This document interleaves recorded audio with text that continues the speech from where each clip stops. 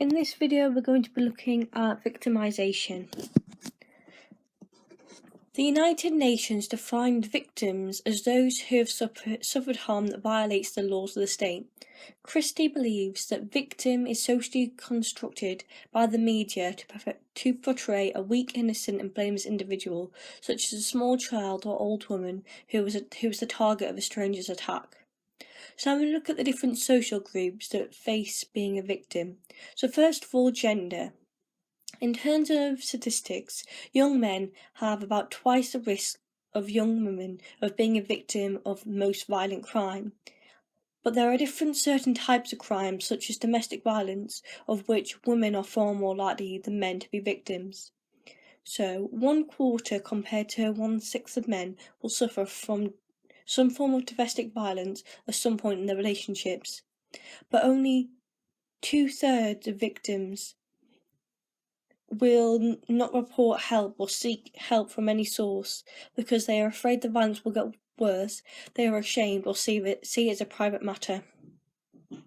Many female victims of domestic violence will suffer repeat victimization, meaning they suffer from the same offence many times, but do not leave their partners because they blame themselves or are afraid of further violence. In the past, domestic violence was not taken very seriously by the police or courts, as it was seen as a private matter rather than the state's responsibility. But Walkley has found that there are now domestic violence units and rape suites in police stations. So in terms of ethnicity, black people and Asians are 14 times more likely to be the victims of racially motivated incidents. Forced marriages have been linked to ethnic minority groups, and women are overwhelmingly the victims. The Macpherson report found that the police do act in racist ways, which means that ethnic minority groups are less likely to be seen as victims. And Phillips and Bowling found that police officers adopted a stereotype of driving while black, which assumes that a black man was the perpetrator. However, the differences in victimization may be explained by the younger age profile of minority ethnic groups or their social class and living in areas of social deprivation. In terms of social class, the poorest sections of the working class are the most likely to be victims of crime. The highest rates of victimization are found among the hard-pressed, in areas of high physical disorder, and in areas of high levels of deprivation. Those who have the least power are the most deprived and have the fewest and least valuable material possessions are those most likely to be victims of all forms of crime, and this is known as the inverse victimization law. So now we're going to be evaluating social groups. As it's official statistics that are used in order to see the different victimization rates, official crime statistics can be questioned because a lot of crime is not recorded or reported, then this means that the victim will not be counted officially as a victim. Also, some crimes are not thought to be a crime, as it depends on how the victim defines the crime. For example, a fight may turn into assault. And not all crimes have an obvious victim, so they are less likely to be reported, for example, white-collar crime. Victim surveys have been used to find out about individuals' experiences of crime, and they are useful because they show unreported crime, and they help to build up a profile of the likely victims. However, people may lie due to embarrassment in these surveys, and the victim may not know that they are a victim. And overall, for social groups, class, age, ethnicity and gender are all interlinked, and we cannot look at them separately in order to get a true idea of why some groups are more likely than others to be victims of crime, because we have to look at them together. So now we're going to move on and look at the theories of victimization, and one of these is positivist victimology. One of the main theorists of this is Myers, who believed that positivist victimology has three main features. One of these is to identify the factors that produce patterns in victimization. A second is to focus on interpersonal crimes or violence. And the third is to identify victims who have contributed to their own victimization.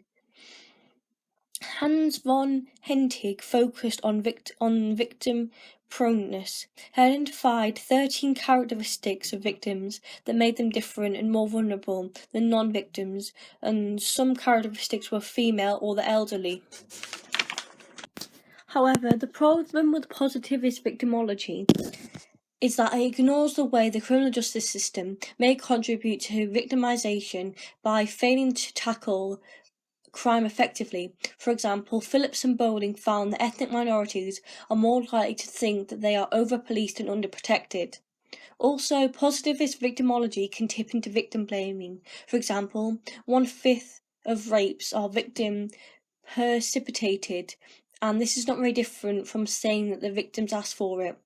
And finally, positivist victimology ignores situations where victims are unaware of their victimization. For example, crimes against the environment, as no law is broken but harm is done.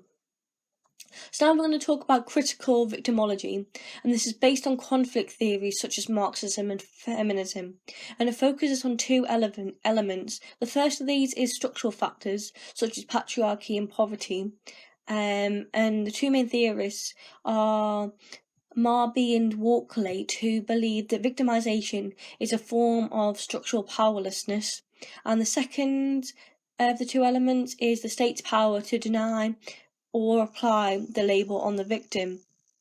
And they argue that a victim is a social construct, and throughout the criminal justice system, the state applies the label of the victim to the same but withholds it from others. For example, the police may not press charges against a man assaulting his wife, so this means that the wife's victim status is denied.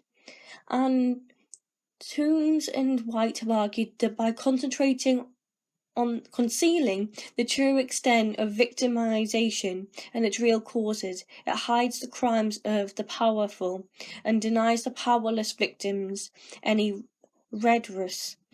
In the hierarchy of victimization, the powerless are most likely to be victimized, yet least likely to have this acknowledgement by the state. So, critical victimology is useful because it draws our attention to the way that the victim status is constructed by power and how this benefits the powerful at the expense of the powerless. However, the problem with critical victimology is that it disregards the role victims play in bringing their victimization on themselves through their own choices or their own offending. So in conclusion, it is clear that different social groups have different levels of victimization, but the causes are different. The state may treat people differently, and this means that some groups will be denied access to the label of a victim, whereas others will be granted the label victim.